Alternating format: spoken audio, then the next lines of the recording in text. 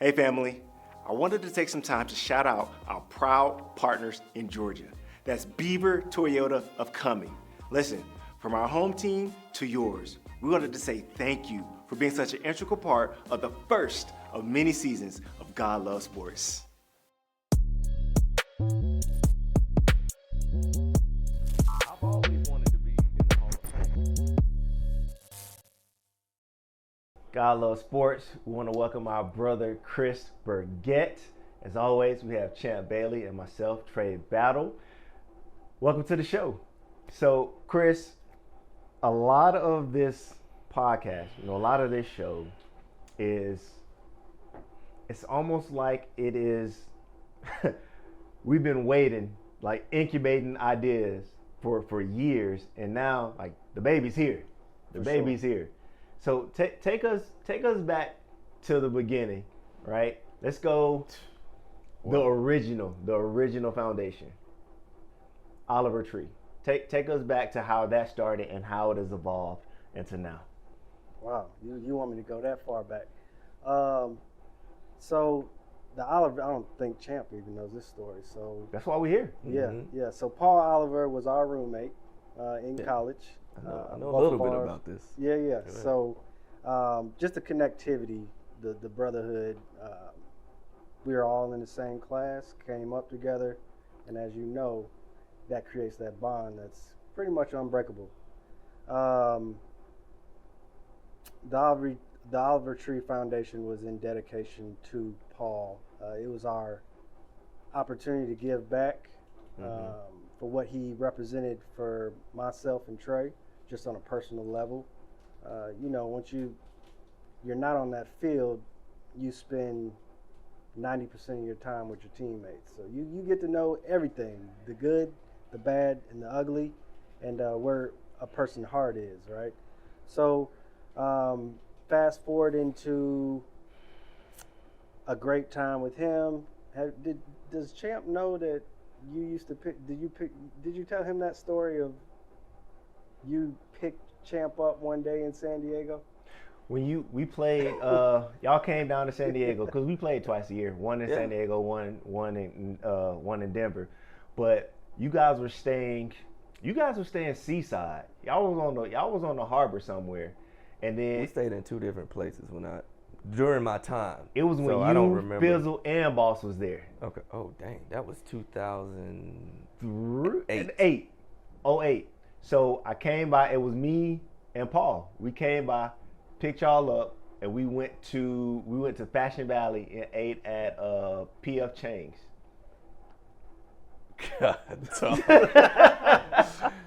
God, why don't I remember this? I don't know. I gotta talk. False knows all the stories, so I'm gonna talk to him about it. See what he says. Yeah, but that's crazy. Yeah, we picked y'all up, bro. And we went ate PF Chang's and went back to the hotel. Yeah. Why don't I remember that? Now we I should we remember did that. We did some other stuff we not gonna put on camera. Of course it was more things Yeah, to do now. but I'm giving the wholesome story. We broke bread. We broke bread. Very interesting. Yeah, we broke bread, bro. Boy, let me call boss. Okay. But yeah, I know there's more to that. But go ahead. So just that, right? That kind of story of like those bonds. Yeah. And I think about Champ and his moment, right, is just routine for you. So he might have not seen what was going on around or who was even involved, but we know these kind of stories, wanting to be around somebody like Champ, right? So these are memorable moments, and that's what Paul kind of represented to myself. He was the one that made it between my little inner core, and then you happen to get drafted, picked up by the Chargers as well, so it was just a home run story. But we created the Oliver Tree Foundation. For people who don't know, Paul committed suicide in Kennesaw after the lights went out, and the cleats came off. Didn't think he had a support system. I think back of what we could have done as individuals to provide more. That's real. Something. Rack my What brain. could I have done as a friend to keep that moment from happening? So you kind of take a personal interest in how you become a better human being, I guess in general. What can you have done to be there to support that person? So Trey and I decided to launch our own nonprofit. As you know, just out the goodness, right? Just want to do something out the goodness of his heart, of our hearts, for him in memory. Thought we'd lean on our University of Georgia Bulldog Dog Nation to make it happen. But we were so green, colored Trey's shirt. We were neon green, man. Like new green. Had no idea what we were doing. The right mindset, but just none of the tools. Nope. No tools. We were just swimming. Yeah. So we jump out there and swim. Well, we were treading water. Let's be real. Yeah. We wasn't swimming. Yeah. So, so just the depth of these stories. This goes back to 2012 when we did this 12 years ago. Mm-hmm. We relaunched with the Mental Health Alliance of America, and this was just passion using those stories with Paul. So Paul and I was rivals too. I don't think y'all know that in high school. We put him out, but we was rivals. Chattahoochee. I get it. So there's that. Just like when you was talking to Terrence Edwards on our different podcast show, but that and you and Robert's connection as well. So you just have these history that nobody knows about, but you and the player. And one thing that I wanted to do moving forward with what we have going on now is just kind of shine a light on those stories so people can see the depth of how these stories come to life. And I think these little locker room conversations or stories is what's missing in society today, because they just see the lights and they think that there are no dark moments because you've made it. You know, in their eyes, they think you've made it, but they don't know the struggles that we went through, the kind of support we had to wrap around the individuals to make them succeed and get to that point. Yeah. So God Loves Sports is just surrounded around the opportunity to forecast and show a different side of quote unquote making it. Yeah. And also being open and authentic about faith and the connectivity that is between the two. You know, I used to drop down on one knee after I scored a touchdown. So like you go into that. Or I used to pray before games. We used to cut off all the lights. What was at Georgia? We used to cut off all the lights. Yep. In the locker room. Yep. We used to scream out Philippians. I can do all things through Christ who strengthens me. Yeah. Yep. And Ben Watson used to lead the charge. I remember that. That's usually where it comes. Some player that, you know, was really into it like that would usually lead. Like Ben Watson would do it. We kind of had that a little bit with Darryl Green in Washington and, you know, different teams. It just personalities kind of dictate how you handle those moments, right? Yeah. It's crazy. Yeah. So we thought we'd give it a whirl. We think there's a disconnect in society today with having spiritual references and guidance. And my personal journey between all this, so you guys know, is I think this is an opportunity for us to all become closer as not only just friends and business partners, but let's take this journey and see where it goes. Absolutely. I ask myself all the time, like, questions that can't be answered. Like, why are we here? What are we going to do while we're here? You know, like an ant knows, a bee knows, insects, animals know that they're sacrificing for the greater good. But we as humans do not exactly know why we're here, what we're supposed to be doing. I think faith and spirituality is one way to prepare us for the last question, which is death, right? Or is that death? Or is it evolution? Where do we go? What do we do? I don't know. Nobody knows. So let's explore the uncharted territories along this journey and lean on people with more education like Dr. Cole when it comes to mental health, spirituality.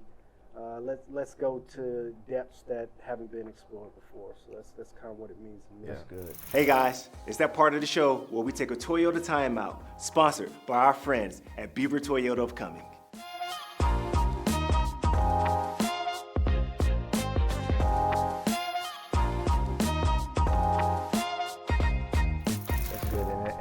say that, it's a humble reminder that, you know, people who believe in God, we believe that, you know, He is all powerful, He is omnipotent, right?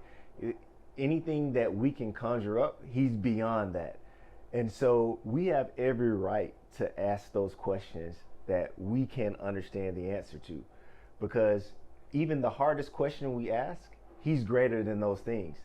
So we can't even expect finite answers to infinite questions, because that's just not how He created us and not who He is, right?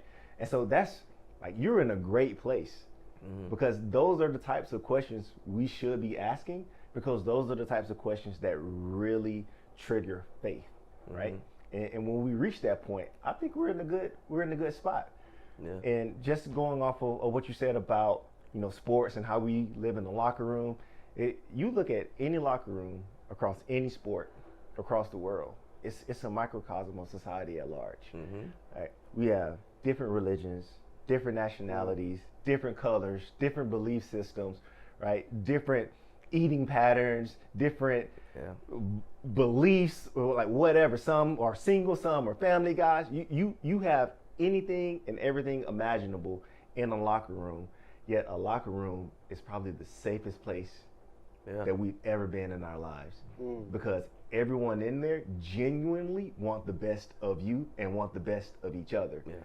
And if we can do that in the locker room, why can't we do that in society? And that's why, taking your words and what I really believe what God loves sports is saying we can take all these differences, we can take all the people in the world, and we can even have disagreements, because there are disagreements in locker rooms, right? But we can all love each other through it and want the best for each other through it. And absolutely. I agree. Like, I feel like this is, you know, anytime we can recreate that atmosphere is good. I mean, and there's so many examples of that, and that's kind of what I envision here. Like, I was ecstatic to see these young boys show up today, right? Because they're trying to accomplish something, but they need good partners, and I know for a fact we are, right? If there's nobody else that's gonna support it, I know for a fact we will, like, and we'll do it genuinely. Yeah. But I also know that, you know, outside of, you know, this core, and like, there's so many different groups of men, especially, that I have these good relationships with. So, for example, like, I'm in like 3 or 4 group texts. Now, there's one of them, from sunrise to sunset, somebody saying something. Hitting you. And I don't complain about it like I did when we first started doing group texts. You know, is your phone going off all time of night, and like, man, they're not even talking to me. But what I realize is, some guys need this. It's that locker room. They need it. That's so good. And we talk about everything. Like my Broncos teammates. Now, half of them I didn't play with. They were there before I got there, but there was so much overlap. Like, I mean, you got guys like Clinton Portis. I didn't play with him. We would trade it together. Like, you know what I mean? But we all have that same feeling, like, we're a family. I mean, it's got to be about 30-something guys in there. I'm telling you, I don't know half of them. Don't have none. But, you know, I pick up on little things, but I know the genuine idea is that we all there for each other. One guy his daughter just made like the dance team with the Wizards. But before she made it, he was asking us to pray for her. So I'm like, you know, like, that's what this should be about, right? So, you know, and I didn't, he actually left Denver before I got there, but we played the same position and yada yada, and I knew what type of guy he was. And I'm like, well, if all these guys support him, I'm going to support him, whether I know him or not, because I know we all deal with the same things. We all got the same goals. Cut from the same cloth. Plain and simple. So, to me, that's therapy.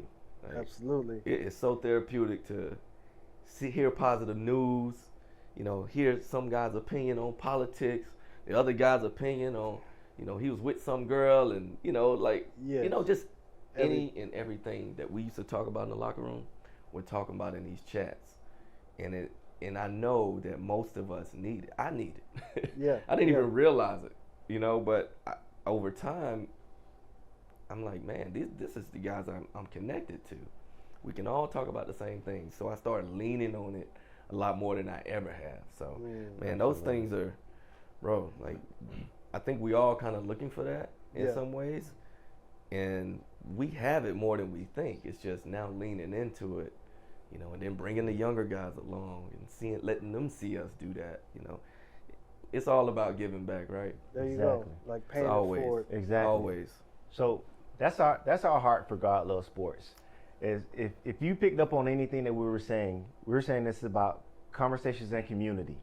Conversations and community. Yep. So as you tune into these shows, like, know that those are the things that you're going to get. And we're going to have faith talk, and we're going to have, as they say, locker room talk, because we're going to talk about real things. Yeah. Because I feel like in society, so many times, people cover up the real and try to give other people what they think they want to see. So when you tune into this show, let it be an encouragement that you can be 100% you and communicate it, and be 100% you and still be found in the community, right? And that's what we want from you, because that's what we're going to give you on these couches, on these shows, on these episodes. So Chris Burgett, Champ Bailey, Trey Battle, thanks for listening and tuning in for this episode, and make sure you tune in for the next one. God Loves Sports.